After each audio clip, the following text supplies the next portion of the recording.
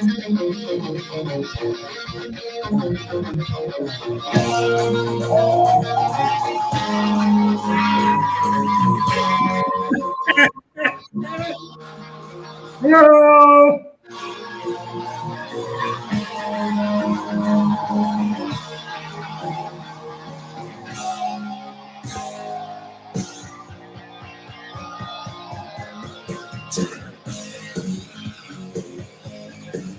Hey, by the way, it's happy 70th birthday to Paul Rubens. Yes, happy birthday to one Pee Wee Herman. Dolphins, my name is Mike Brown. I am live here with Pops for episode 6 of, I almost said Beer Sports Whatever, but this is not BSW. This is Bottoms Up, Fins Up for the Fins Talk Sports Network. Pops, what's going down? You're live and you're doing a remote this week. Is that correct? In Floston in Austin. I am live from the university that gave us Connor Williams and Byron Jones. Brandon Jones. Byron Jones did not go to Texas. No, Brandon Jones and Connor Williams, yes. What are you sipping on this evening tonight? What is in that cup? Is there any Crown and Coke? Is there a Tito's and Sprite? Is there down home, serve big, sweet tea? Okay, that's a little less exciting than I thought. Shout out to the homies at Carbach, sipping on a little Crawford Bach this evening. We will be traveling tomorrow to the city of San Antonio. We're going to be neighbors tomorrow. It's pretty exciting. You're in San Antonio. We're in Austin, or I'm in San Antonio. You're in Austin. University of Houston, UTSA, opening game tomorrow. You're ranked Houston Cougars, by the way. That's true. Very exciting. Starting linebacker for the Miami Dolphins went to the University of Houston. Can you tell me who that is, sir? Landon Roberts. That's my boy, E-Rob. But this is a Dolphins podcast. This is not a University of Houston football podcast. As much as I would like it to be, it is not. So we are here to talk Dolphins football. This is literally the last week for the next 18 weeks that we don't have Dolphins football game coming up this weekend. I mean, on a scale of 1 to 10, how excited are you? 11. Are you really? I'm ready. Yeah. I'm ready to. I want to see what all McDaniel is holding back. I want to see the improvement of the O-line. I want to see these running backs get in the open field and just outrun everybody. I'm excited too. No, I mean, I'm stoked, man. Like, and no, here at Bottoms Up, Fins Up, there's no BS. If you're looking for, breaking down how fast Tua runs from the bathroom to his locker, or you're looking for, slant coverage, cover 2 versus dime, you ain't going to get it here. This is by sports fans, for sports fans. We are Dolphins fans. We are fanatics. We love the Miami Dolphins. And during the season, we're going to have a lot to say about it, but there's some news this week that we need to break down. Okay. The 53-man roster came out this week. It was finalized on Tuesday. Not a lot of big surprises, I would say. I was a little surprised they cut River Craycraft and Lynn Bowden. Craycraft ends up back on the practice squad, which is good. Solomon Kinley was released, but ended up back on the practice squad, which is good. Lynn Bowden ends up in New England, which not shocking whatsoever. As soon as they said that they were releasing Bowden, we all knew he was going to New England, correct? Yes, but then we picked up their some guy named, I think his name is Bolden. Yeah. Who's Brandon Bolden. Who's a special team stud and a backup corner. So, I think between what he's going to tell us and what Bowden's going to tell them, it's a wash, and we're still going to pound them. You think so? I mean, the Dolphins are favored next week against the Patriots, which they should be. I feel like they're a better team than New England. Like, top to bottom, I think they're better. The only space that I can say definitively they're better at us than is head coach. And I love the fact that we have the more wild card coach than Belichick. In no way, shape, or form am I saying that McDaniel's as good as Belichick. I'm saying he's a bigger wild card, though. I would put that out there. And the way that they looked in their last preseason game, they're going to ball out next weekend. I feel like. I think it's going to be a coming out party for the Dolphins. And I think they're going to get after Mac Jones next week. I think they're going to turn that defense loose. I don't think it matters if you're playing opposite Xavier Howard on the other side. I just don't think there's going to be – I don't think Mac Jones is going to have enough time to find anybody next week. I think it's a sack party, and we are all invited. Dolphins named their captains this week, which is pretty exciting. Javon Holland, Xavier Howard, Tua Tagovailoa amongst those captains. Your thoughts?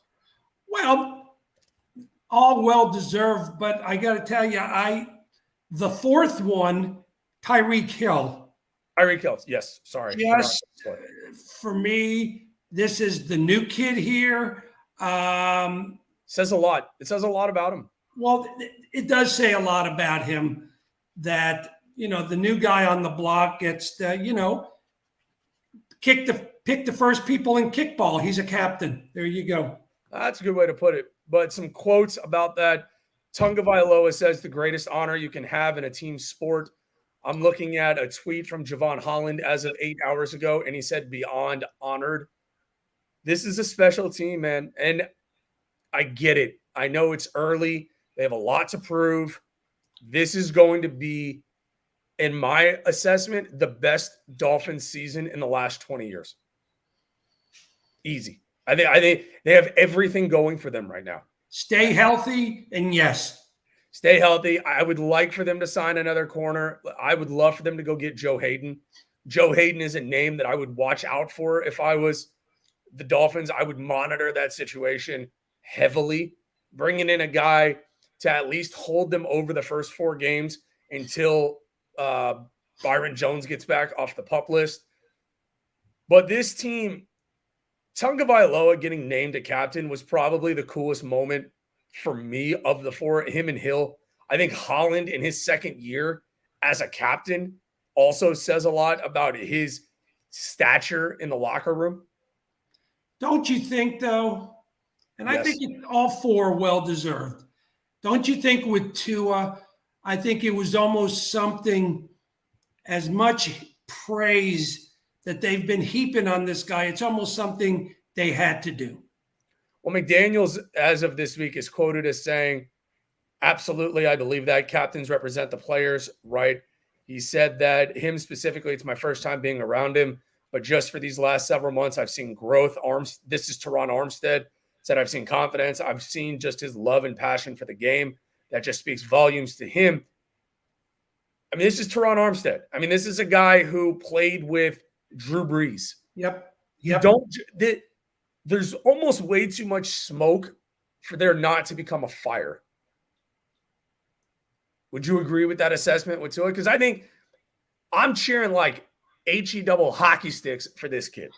I hope this kid goes out and balls out. And there's so many podcasts now, Dolphin podcasts and Twitter accounts that just want to talk about Tua because people keep bringing him up. Like they keep wanting to make this a conversation. People want to talk more about something named Skylar Thompson. I mean, no disrespect to Skylar Thompson, but he's QB3. I don't want to talk about QB3. I don't want to talk about a guy who sits on the bench, who's going to sit on the bench this entire year. That's how I see it. And people are so enamored with Thompson versus Tua. Should they cut Bridgewater? No. Like it's not. People are so shocked that Skylar Thompson, they put him on the 53-man roster. No, it's not. Like if you follow football whatsoever, it's you put him on the practice squad, he's going to get claimed. You're going to lose. You're going to lose him. You had to keep him on the 53. I get that, but don't talk to me about him starting over Tagovailoa. It's stupid. I think part of the problem is the national media. I have never seen so many national articles like, this is it for Tua. He's got a producer. There's so many articles that just keep, it's like throwing chum in the water looking for the shark. I mean, I have never seen, Evan, good to hear from you tonight. I've never seen so much so much microscope looking at a third-year guy. You know, I haven't seen anything on Justin Herbert. A lot of these other guys. Never been to the playoffs, by the way. Well, that's right. In LA. And by the way, a guy in Tua who has a winning record and has thrown more touchdowns than interceptions for a head coach that hated him. Like, can you imagine? And you and I don't, knock on wood, we don't have this problem of going to the office every day and working for people that don't like us, that don't want us there, that don't want us a part of the organization. That's right. First of all, very blessed for that in today's day and age. Not everybody gets to say that, but they didn't want him. They didn't like him.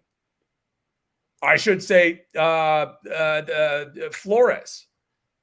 Flores didn't want him. They didn't want him to draft him. And John, always good, good to hear from you. I don't think we've seen you chime into the show before, so thank you so much for Ron listening. Santos, thanks for tuning in. You'd be surprised at how many times I've heard people clamor for Skyler. It's illogical. It is illogical. Like, it's weird. And I think you and I are both Houston Rockets fans. For Dolphin fans that are watching the show, we're based out of Houston, massive Rockets fans. People, it's weird. I want your take on this too. More people in today's day and age in sports seem much more in love with the idea of being in a rebuild mode than a win now mode. Like, it's too much pressure, or it's too much of, if you are supposed to suck, then, you just get to watch the games and scout the guys if you're not competing for a title. Well, if you're not doing everything you can to compete for a title, then what are we doing here? Tunga Bailoa gives you the absolute best chance to win right now. He is head over heels. The best option, 100%. Evan has a great point. Tua had numerous chances to throw Flores under the bus during Flores' tenure and after the tenure. And, he took the high road. This is the year where he's finally got enough weapons like he did at Alabama. Let's see what he does. Well, I think he's going to ball, man. And I hope he does, because when you go sign, and this is what Dolphin fans don't want to have conversations about, and it's really annoying if you want my honest assessment of it. When you go out and sign Teron Armstead to the contract that you gave him, when you go trade for Tyreek Hill, when you have guys like Jalen Waddle, and you re-sign Emmanuel Ogbah for the contract that you gave him, and you sign Xavier Howard, you want to hand the keys to that. I'm not going to call it a Ferrari yet. I think it's a 21 Toyota Corolla with 82 miles on it. Really nice car. Is it a Ferrari? No. But it has the capabilities of doing everything that you need it to do. You're going to hand the keys to that to a guy who has never played in the NFL, not a down of NFL football, and is a rookie? There are very... Not me, fam. Not me.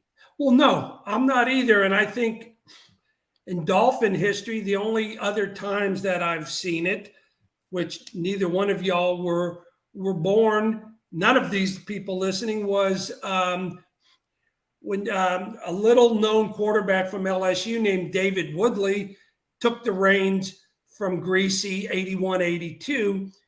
They made it to the Super Bowl that year, but it was a strike season. So, they didn't play the whole season. The scrubs played half of the season. And then in 83, when they were getting killed on Monday night, they brought in Dan Marino, who had barely played. He lit it up, and the rest is history. But there's not a lot of Marinos out there. And we don't know anything about Thompson until we see him in real live action. And I'm going to be honest, I hope we don't see him in live action this year. But that's the thing too. Well, that's the thing too, is that it would only benefit him to actually sit behind not only Tua, but Teddy Bridgewater. Absolutely. Because Teddy Bridgewater was brought here for a very specific reason. And fans nowadays, it's like, if Teddy Bridgewater doesn't look good in the preseason, you're calling for him to be cut? Are you serious? Because they could have, instead of playing the game, They could have wheeled out 100 barrels of manure onto the field. It doesn't matter. Like, none of this matters. And we've said it before. I will say it again. Up until we have a game to talk about, they could win next week against the Patriots 3-0. Tua throws 5 interceptions and 2 touchdowns. Or sorry, 5 interceptions, no touchdowns. Looks awful, but the defense balls out. You know what we're going to do? We're going to play Cool in the Gang, celebrate on our show, celebrating the win that we then get to talk about. Well, we can talk about the win, but boy, don't kid yourself. If something like that ever happened, holy cow, you will see the bottom of this screen lit up like a Christmas tree. It doesn't matter. But that's the thing, is that everybody's going to be complaining, but everybody's statement is going to start with, we won, but it doesn't matter. That's my point. I get it. We live in a world that has gone away from results. Period. End of story. End of story. That's the way I see it. Well, that's because all y'all play that fantasy football stuff. So yeah, I'm involved. I didn't even want to be involved in one league, and I'm getting roped into 3 different leagues. They're like, "Oh, it's Labor Day weekend. Let's have a draft every night of Labor Day weekend." I'm like, "No, I want to go to San Antonio. I want to go hang out with Shamu and go watch the Cougs beat up the Roadrunners. That's what I want to do. I don't want to go sit. Look, I'm going to go, draft Josh Allen. Do you know how much it hurts as a Dolphins fan to draft somebody from the Jets, the Bills, or the Patriots on a fantasy football team? How much does it hurt? Does it hurt more to draft them or hurt more to root for them? I won't do it. I'd rather lose that week. That's why I don't do it. I don't have the patience. No, you can't. You don't do it because you don't know how to use the app on your phone. Oh, I know how to use the app. I can text all I want. Let me tell you something. Survivor pool. I mean, I'm good. I appreciate Evan. Appreciate you. Love you like a brother. No, man, it's way too much stuff going on for a survivor pool. I don't know what that means. I feel like I'm gonna have to go out and buy like some vest, some survival pack. Like, I feel like I have to go to a sporting goods store and go buy a knife. I don't want to. The only knife I want to own is to cut things in the kitchen. But it's exciting, man. Like, I really am looking forward to the game. On our show next Thursday, our typical time, Thursday night, 7:00, Fins Talk Sports Network. We're going to be breaking down the game against New England. Your early thoughts on the matchup. I mean, what are you looking for, Dolphins-wise? I mean, you touched on it earlier, but are you looking for specific performances needed in order for the Dolphins to succeed next weekend? I think the defense has to come out and just put that bullseye on Mac Jones, and just first quarter, he needs to be knocked down 5 or 6 times. Offensively, I would love to see us get up by about 14 points. I'm predicting possibly a special team score, but I would like John Santos, Miami by 10. I would like to see us get the lead, and then I would like to see us just pound the ball for a while and take up clock. And when it's 2nd and 1 or 3rd and 1, run the ball. Yeah. Run the ball. I'm still shocked they let Sony Michel go. I think that was a bad move. I didn't like it. I didn't like it at all. I mean, the fact that he got picked up as quickly as he did, I'm telling you, man, I think he's actually a really good fit with the Chargers. I almost called them the San Diego Chargers. It feels awkward not calling them that. I was kind of shocked that they let him go, but you know what? I thought Gaskin played well last year. I mean, you remember the Raider game? I mean, Gaskin played unbelievable that game. And now you've got other guys. You got the fullback we haven't even seen yet. You've got so much speed back there. You're going to run these wide receiver screens to Waddle and to Tyreek Hill. It's going to be crazy out there. It's going to be like a video game. Yeah, and I think there was a press conference today by head coach Mike McDaniel, and he dropped an F-bomb. I love this guy. I love this guy so much.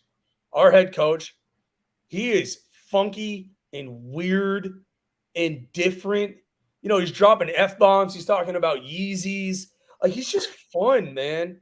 Like, he's got me breaking out the floral dolphin shirt. I got the Dolphins hat on. I got the circa 87 Dolphins hat that still fits like a glove, like Ace Ventura once said. Hey, like a glove. I'm curious though. What do you think that there's still 8 spots open on the 53-man roster? Seriously, what's your thoughts? Where do you think they go out and concentrate on besides cornerback? Well, they've got those spots open, but they're fluid. They have guys in those roles right now, but I think they're fluid. I think they need to upgrade it at corner. I mean, corner scares the bejesus out of me. I'm always looking to upgrade the offensive line. Yep. I like the fact that they brought Kinley back to the practice squad. I think that he's actually going to see some time. And John says Dickett was like him in his first 3 years. Very popular, very funny. Like, this is sports, man. And in more recent years, I think you and I have definitely toned down our fandom. We're still diehards, right? But we used to let every single game get to us, like eat at us. It ain't like that anymore, man. It's, you know what? They lose. Okay, they lose. No problem. Sports. Like, this is fun. Like, fans who go after one another now if I see something stupid on Facebook, yeah, I'll hop in and I'll say, nice comment from living in your mother's basement. It's no problem. I mean that in a very nice way. I'm sure that person's mom is very nice, and living in the basement rent-free must be wonderful. But them losing, it's supposed to bother you a little bit. I mean, that's where the word fanatic comes from. Yeah, no, it gets to us a little bit, but it's all fun, man. And I think that McDaniel treats it that way. McDaniel treats this like, yeah, it's work. I get to hang out with my kid, my stunning wife. I get to be a head coach for the first time. I get guys like Tyreek Hill. I think it's going to be a great year, man. Well, it's fun for us, but, this is their job. This is their livelihood. Yep. So, you got to remember, they're not going out there trying to lose. Well, the Cleveland Browns did a couple of years ago, but yeah, we don't talk about that. Right. We are going to keep the show relatively short tonight. Got to hit the road early in the morning. I do want to give a quick shout out to Stephen Ross. The Dolphins lost a dear member of their family, Mr. Jenkins, last week. Stephen Ross stepped up to the plate. $2 million donated to his kids and their future education. Set up a chair or a foundation in Mr. Jenkins' name. Class, man. And you can go after Stephen Ross for a lot of things as a Dolphins fan, which we have accused him of, and we were right, saying that he puts profit over team performance at a decent amount of time, being more worried about the building of a tennis, the tennis stadium, the F1. But this move was classed by Stephen Ross. Well, you got to separate the two. You got Stephen Ross, the owners. Oh, look at this, John Santos. That my boy's right there. He remembers all the good stuff. The David Woodley, the Marino, Earl Morrall coming in for Bob Greasy. So with Ross, you got to separate Ross, the business owner, Ross, the person. Okay. And on this gesture of donating so Jenkins' kids will be cared for and taken care of, nothing but props for the guy, but you separate it out, and it's an awesome gesture. Yeah. Evan makes a good point. He's a true philanthropist. You got to give him credit, man. And the thing is, and since this is our last show before we're previewing, an actual game, this is going to be a really fun year, y'all. And we hope, tell your friends, tell your buddies, the lady who serves you your coffee at McDonald's, everybody, man, every Thursday, 7:00, pop a beer or two, be safe. If you do it, come listen to some Dolphins talk. That's what you're going to get here. And anytime you make a comment, if it sucks, we're going to bring it up and we're going to make fun of it. But we love you. We love you, the human being that's making that comment. We're just going to make fun of the comment. But we want to be the most interactive Dolphins podcast in the land.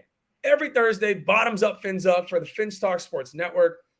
Find us on Twitter, search Fins Talk Sports Network. Give us a like. Go to YouTube, search Bottoms Up, Fins Up. We're a lot of fun, okay?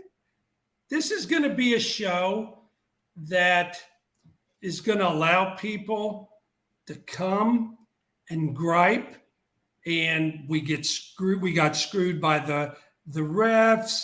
Yeah, anytime we lose, just be prepared. We will blame the referees. It's in our nature. No, yeah, but I'm just saying, I think this show is going to be fun for everybody, because this is not an X's and O's show. This is not a, how many yards does he average on 3 carries and 3rd down when the sky is blue? This is not fantasy football stats. If you want that, you can get it off of somewhere else. This is just going to be a show for people to come and more times than not be excited as heck. And we're going to be really thrilled about it. And if you want to bitch, come on and bitch. Just make it a legitimate one. We are just a couple schlubs talking Dolphins football. There you go. And Evan will blame Brian Flores.